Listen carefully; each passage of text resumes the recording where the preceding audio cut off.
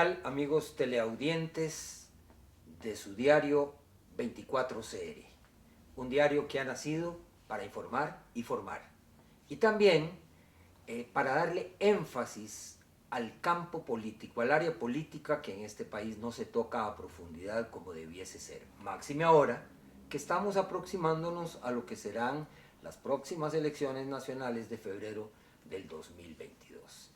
La semana pasada entrevistamos al ingeniero Rolando Araya, quien dejó el Partido de Liberación Nacional y hace pocos días ya se postuló como aspirante por el nuevo partido liderado por Dragos Donalescu.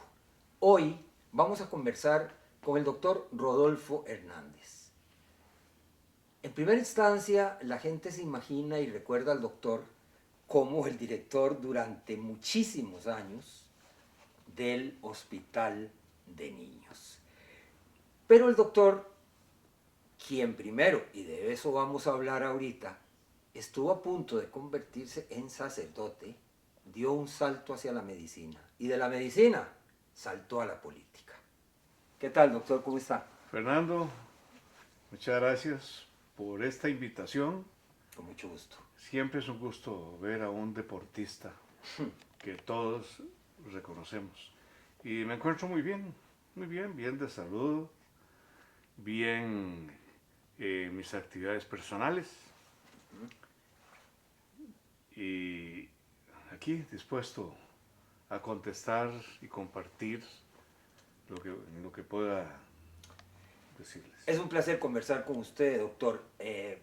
Echemos el cassette para atrás y ubiquémonos en aquella época cuando usted era estudiante del Colegio San Francisco y cómo se ligó a la posibilidad de convertirse en sacerdote.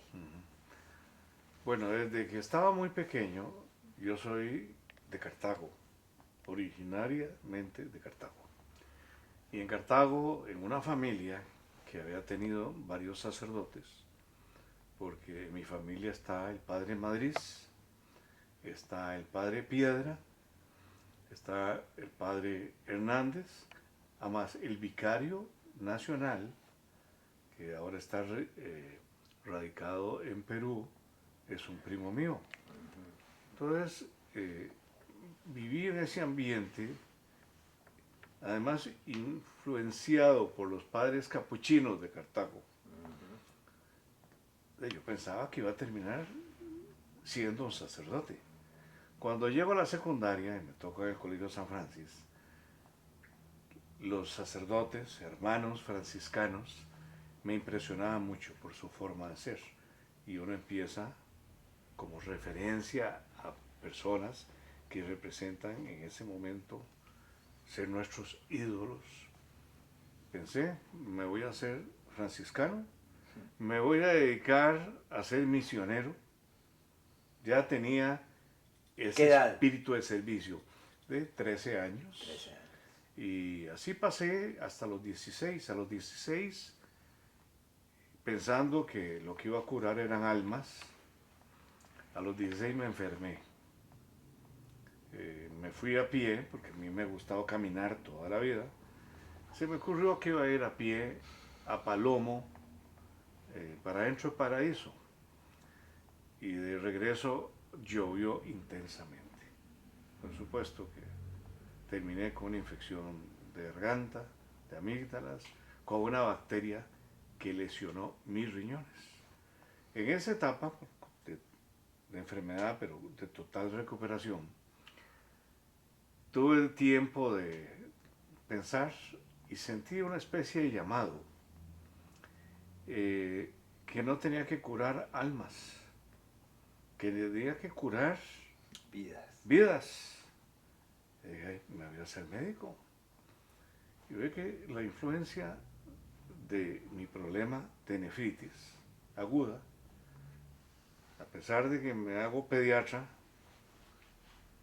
termino en Estados Unidos convirtiéndome en un nefrólogo, que es lo que ejercí en los últimos 30 años de mi vida en el Hospital Nacional de Niños.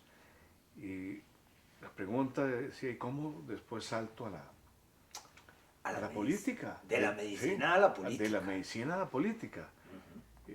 Me habían hecho varios intentos de acercarme a la política, porque había participado en la juventud del republicano, después en el Partido Unidad.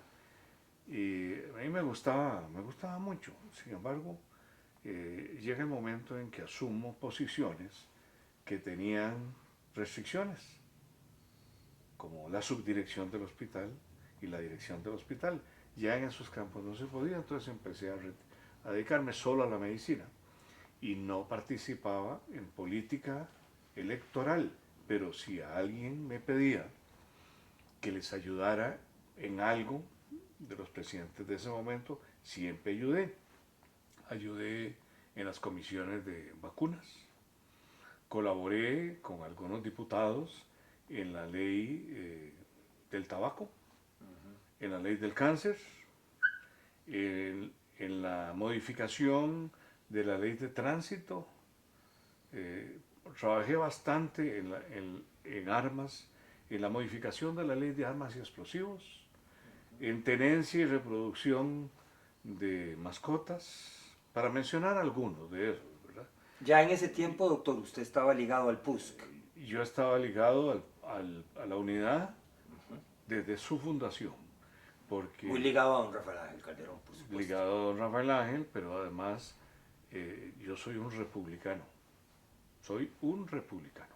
Republicano ligado desde la fundación, aunque no estaba vivo. Cuando se funda en 1897, mi abuelo estuvo ahí y nos hemos mantenido en el republicano muchos años. El republicano tiene una vocación que podríamos decir que es una vocación altruista de coalición, el republicano.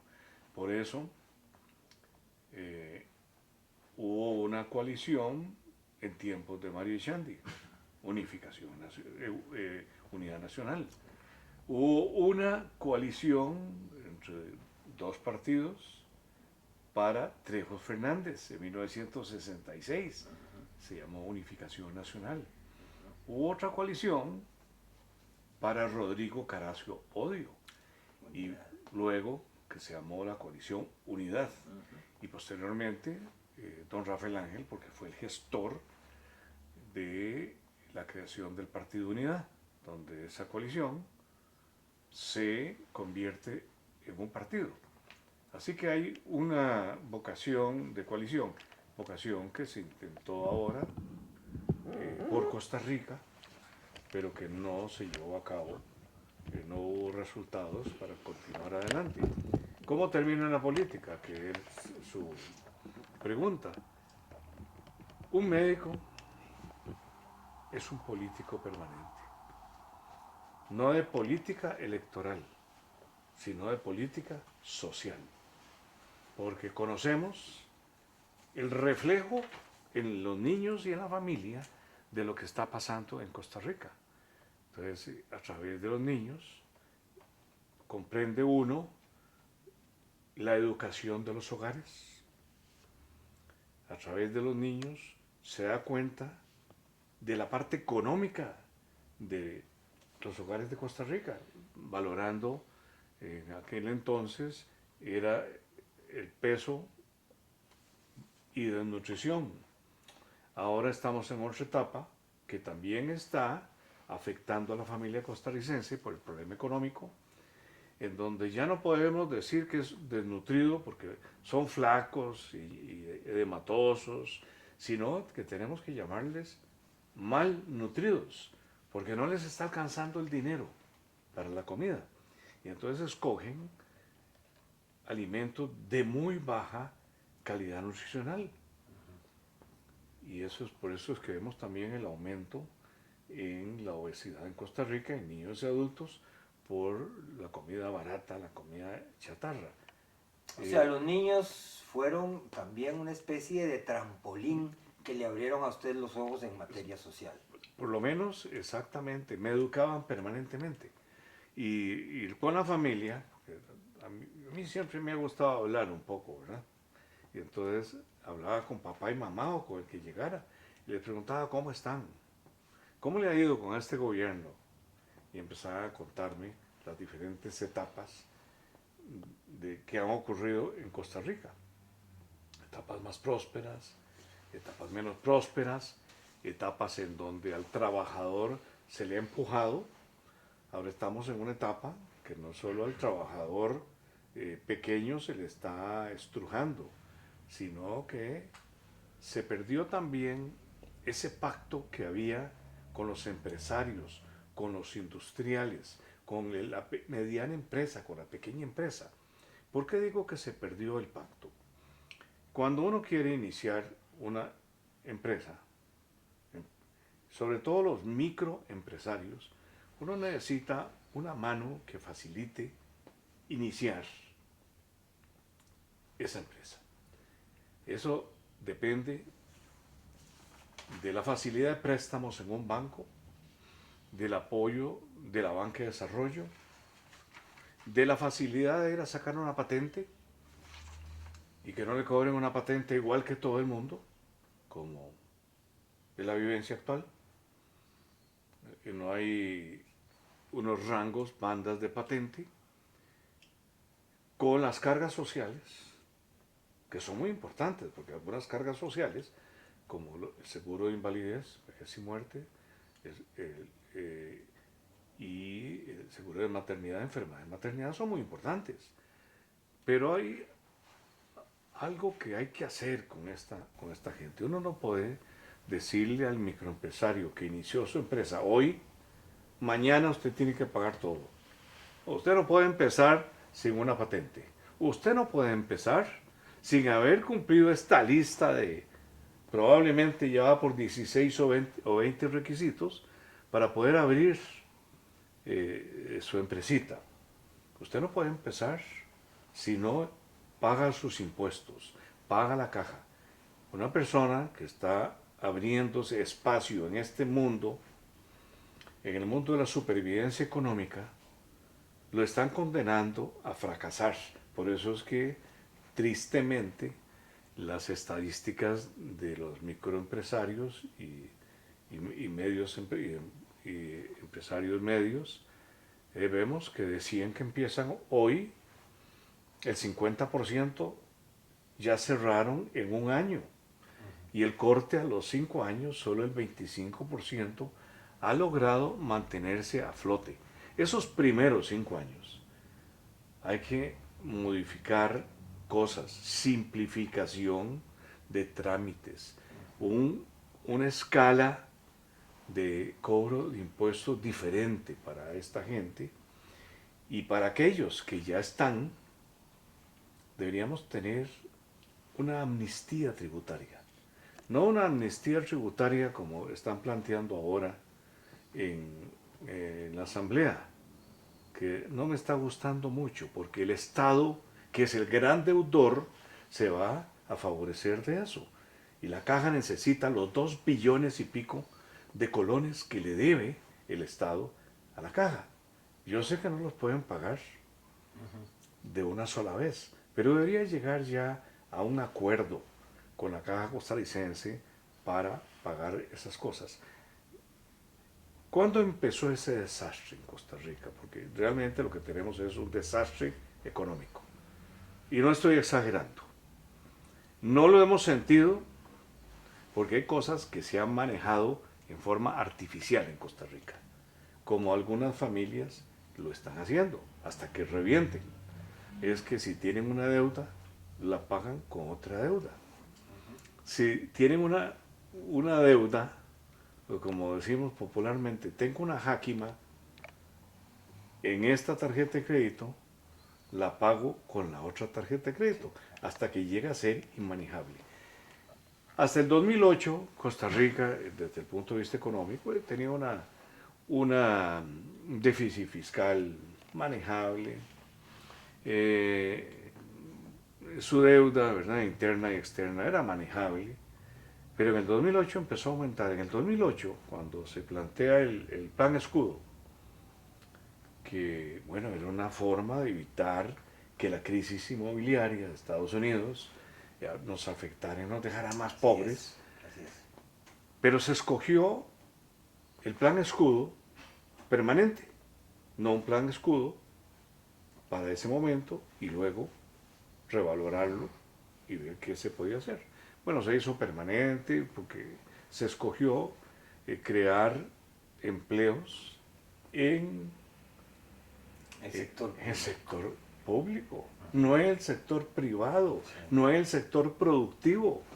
No se le dio las facilidades que necesitaba el sector productivo para crear más empleo. Ahí comenzó. Sí, ahí comenzó. Pero antes, doctor, de profundizar en eso y en las opciones que usted le podría presentar a los votantes para la próxima elección, repasemos muy rápidamente, puntualmente, qué sucedió en el 2014, porque mucha gente no recuerda lo que le hicieron a usted cuando usted le ganó a Rodolfo Pisa. Sí, le gané por tandeada, ¿verdad?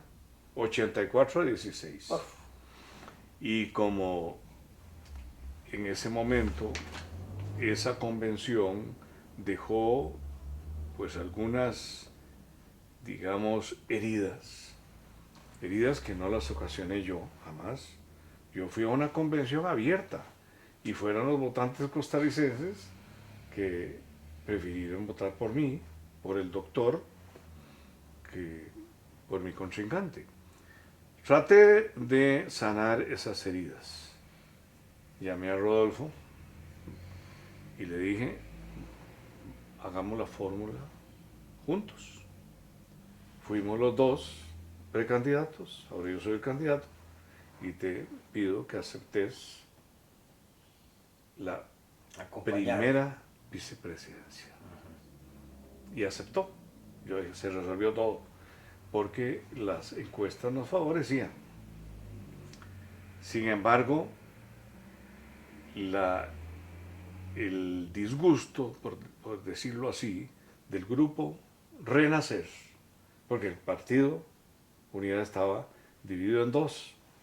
Convergencia, que ellos le llamaban, era Convergencia Social Cristiana, pero ellos, digamos, para manejar emociones de la gente que no le gusta o que en ese momento señalaba a Rafael Ángel, le decían Convergencia Calderonista.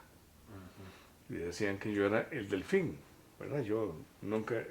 El delfín es un término, ¿verdad?, que se empezó a emplear. El favorito de Luis XV o XIV, ¿verdad? En este caso, en Rafael este Ángel caso Calderón. el favorito. No era así.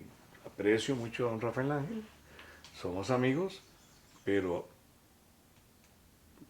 nos respetamos mutuamente. ¿Y ¿sabemos? qué pasó al final? Entonces, siguió ese conflicto. Renacer y los diputados, porque yo llegué tarde, bastante tarde, porque yo llego el 13 de marzo.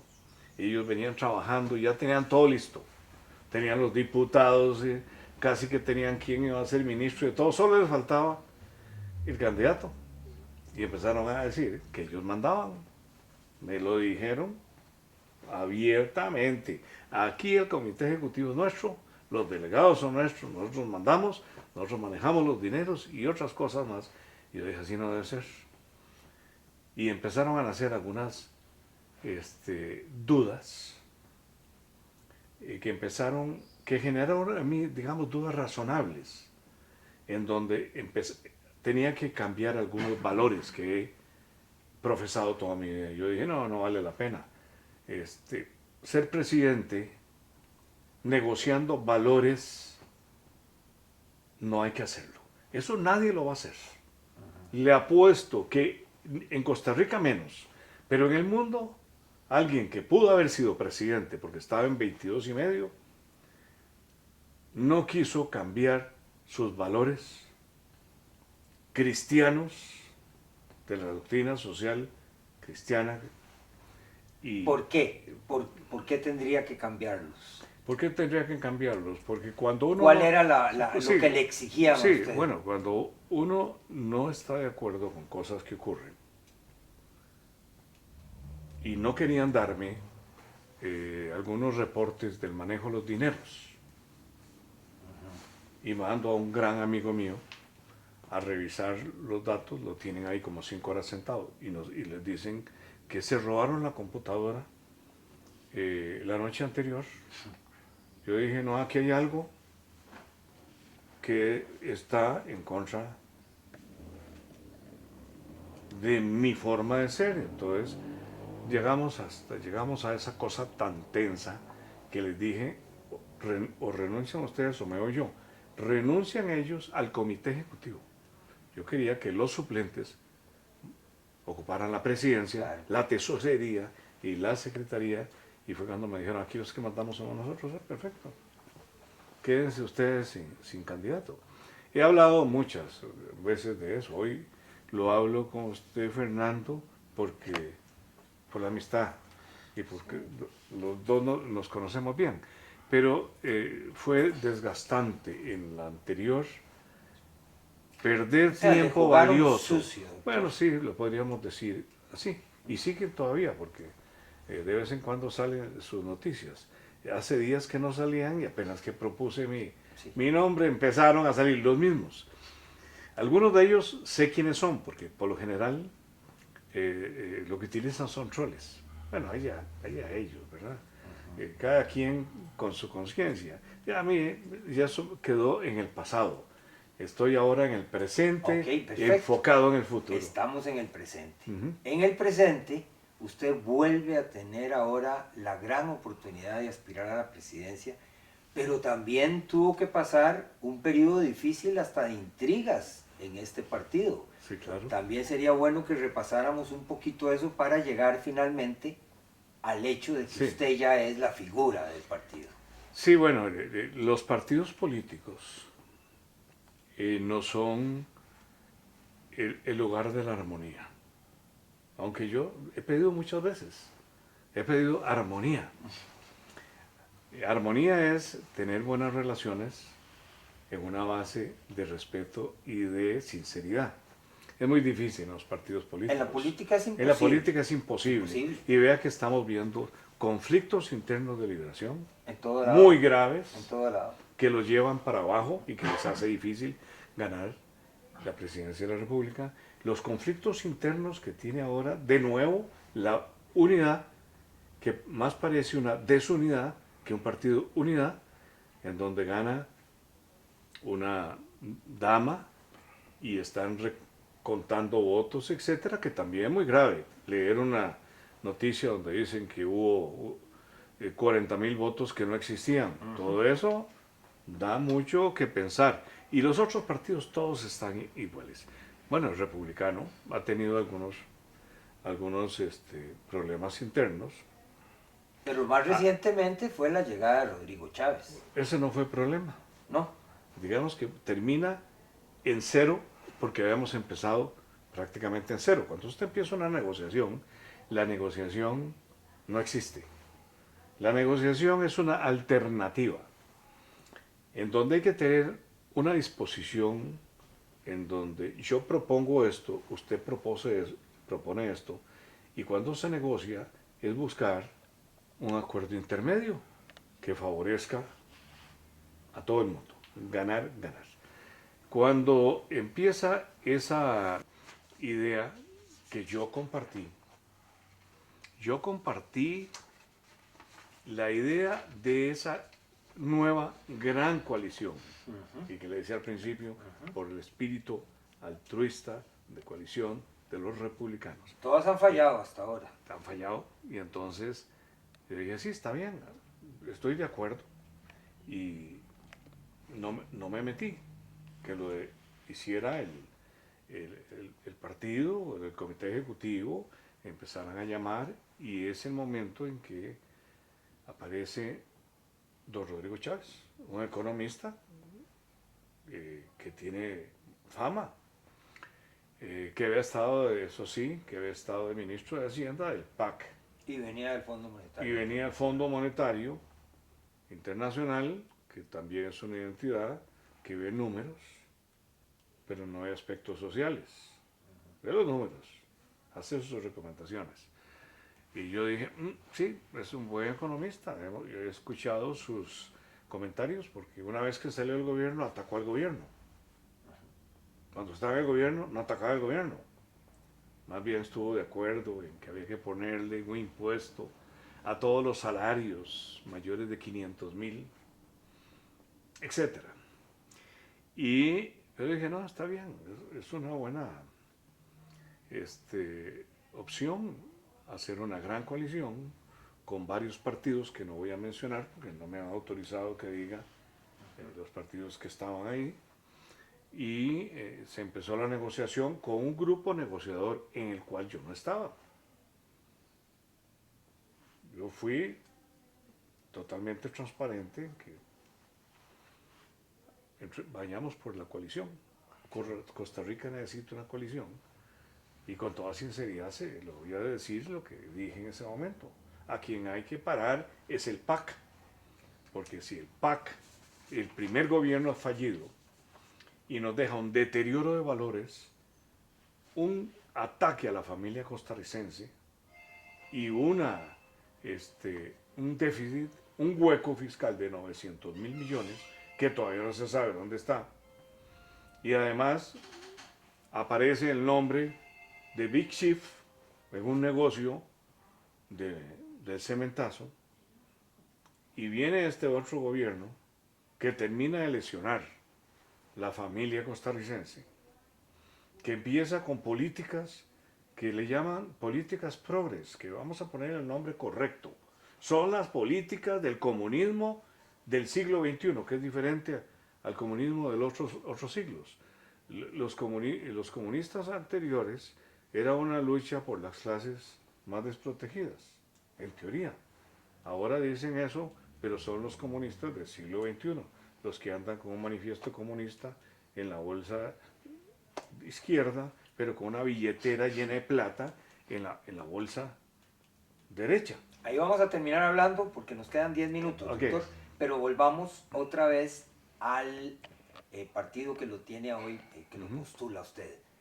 Se va Chávez, hay disgusto, y ya pareciera que a usted se le allana el camino y aparece de repente Rolando Araya. No hubo negociación, pero hubo coqueteo. Sí, hubo ahí un coqueteo con Rolando, pero era un coqueteo que era muy difícil. ¿Cómo homogenizar a un socialdemócrata con un social cristiano? Esa fue una, digamos, una ilusión momentánea, porque era muy difícil que eso ocurriera. Sí. Le tengo mucho aprecio a don Rolando. Me parece que es un hombre que pudo haber hecho mucho más en política, que tiene ideas que hay que escuchar y perfeccionar un poco más, pero es un hombre, un buen lector, un hombre educado. Eso no lleva a nada, el Partido Republicano, entonces se queda sin candidato, sin posibilidades de candidato. Yo estaba únicamente luchando por la diputación, que hubiera tenido también que lucharla con el candidato que posiblemente iba a tener don Rodrigo Chávez. Y parece que Rodrigo Chávez estaba empeñado en imponer a un primer lugar de... Sí, él quería imponer un primer lugar y no sé si es que no le hacía gracia que yo estuviera ahí. Cosa que a mí me tiene sin mucho cuidado, porque lo único que quiero hacer es seguir sirviéndole a la patria. Sí. Y yo dije, bueno, si yo no voy de candidato, le voy a servir como diputado. Porque en la Asamblea Legislativa hay que hacer cambios también. Por supuesto. Los diputados que para el próximo gobierno deben ir a la Asamblea Legislativa son diputados que tengan formación académica, política y social. Sensibilidad social. Sensibilidad social. No pueden ir ahí diputados que propongan que la objeción de conciencia contemplada en la Ley General de Salud, en la Ley de Administración Pública, incluso en la Constitución, donde cada quien puede decir lo que piensa, una diputada diga que hay que quitar la objeción de conciencia, porque cuando le diga al médico usted tiene que ir a hacer ese aborto, no puede negarse. Y ahora con lo que plantearon del proyecto de empleo público, también Por suerte la Sala Constitucional dijo, jamás tocar la objeción de conciencia. Claro. Eso es una barbaridad, una atrocidad, quitarle el derecho de diferir a un empleado. No, y saltarse la Constitución, Saltarse las todo, autonomías. ¿verdad? O diputados que desarrollan una política en contra de la vida, con el cuento de que las mujeres son las dueñas de su propio cuerpo. Bueno, si quieren ser dueñas de su propio cuerpo, no tengan hijos y hay otras formas en vez de abortar. Esterilícense, sáquense el útero. Pero una vez que están embarazadas, ese niño no es parte de su cuerpo. Es un ser independiente que está creciendo y que si no fuera así, cuando saliera de su útero, mueren de inmediato cuando le cortan el cordón umbilical y seguimos viviendo. Todos nosotros estuvimos en un útero, nos sacaron, nos cortaron, lloramos y ya vamos llegando, y ya estamos en la tercera edad.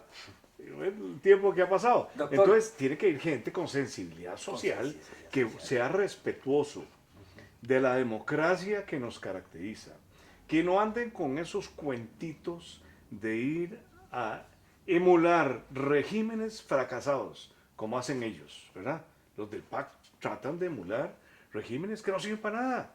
O sirve el régimen de Cuba, el de Nicaragua, el de Venezuela, no sirve para nada. En este momento están siendo muy cuestionados. Totalmente. No, hay que volver a la auténtica democracia costarricense, hay que defender los valores tradicionales de nuestra patria, valores tradicionales en los que en mi vida he visto discriminación. He visto alguna que otra broma cuando uno está chiquitillo, ¿verdad? Pero cuando crecemos, aquí no hay discriminación para ningún gusto que tenga la gente, o que sea alto, chiquitillo, gordo, flaco, negro, amarillo o blanco, o cualquier otro gusto o predilección. Esta gente hay que pararla, porque ha ganado 2 veces polarizando nuestra población. Doctor, es un hecho que usted, encabezando la papeleta de diputados del Partido Republicano Social Cristiano, va a llegar a la Asamblea Legislativa y va a tener mucha oportunidad de luchar por esos principios sociales que usted apunta. Pero en el caso de que contara con el beneficio del electorado y lo llevaran a la presidencia de la República, cuéntele a los costarricenses que hoy lo están viendo, ¿cuál sería su principal ofrecimiento? Sí, Costa Rica necesita volver a sus principios y valores. Esta es una democracia en donde se ha distinguido por la paz, que estamos perdiendo. Porque las políticas del comunismo del siglo XXI, las políticas progresistas, no progresistas, las políticas progres, ahora tienen a los hijos peleando con los papás, a los hombres con las mujeres, a los pobres con los ricos. Están polarizando nuestra población, nuestro país, y eso no es correcto, no es adecuado y es peligroso. Costa Rica debe volver a su camino de la democracia activa, debe volver a los valores que nos han caracterizado a los costarricenses. No puede ser que en este momento en la Asamblea Legislativa existan diputadas y diputados que defiendan que la objeción de conciencia debe ser eliminada, siendo un principio fundamental que a mí no me puede obligar a hacer algo en los cuales mis valores lo impiden. No puede ser que sigamos impulsando ideologías de género para hacer un semillero como ellos lo quieran. Una ideología de género es simplemente una idea que desarrolla unas minorías con intereses ocultos para obligar a las mayorías a través de leyes y decretos a tener que cumplir con esos. No se pueden permitir A Costa Rica hay que salvarla. No puede seguir por ese camino de destrucción. No puede seguir por ese camino en donde han utilizado extranjeros muy hábiles para polarizar a nuestra población. No puede seguir esta patria sin propuestas concretas. No hemos visto ni una propuesta concreta para reactivación económica, pero sí hemos visto empobrecer a los costarricenses, aumentar el desempleo, deteriorar la salud y, ¿por qué no decirlo? Seguimos con problemas en el manejo del COVID. Sale una carta hoy en donde le están pidiendo al ministro de Salud que ponga regulaciones para los extranjeros que nos visitan, como le está haciendo la mayoría de los países, que no vengan aquí como Pedro por su casa, sino que vengan con su vacunación al día, con su PCR negativo, porque de otra forma esta pandemia en Costa Rica no se va a poder controlar. Muchísimas gracias, doctor. Posteriormente volveremos a conversar con el doctor Rodolfo Hernández, porque hay muchos temas que se nos quedan en el tintero. Por ahora era conversar con él para llevarles a ustedes un recuento de lo que ha sido su vida en el plano estudiantil, la política y su gran pasión también, que ha sido la medicina. Muchas gracias, doctor, y a ustedes también muy amables por habernos escuchado en esta ocasión.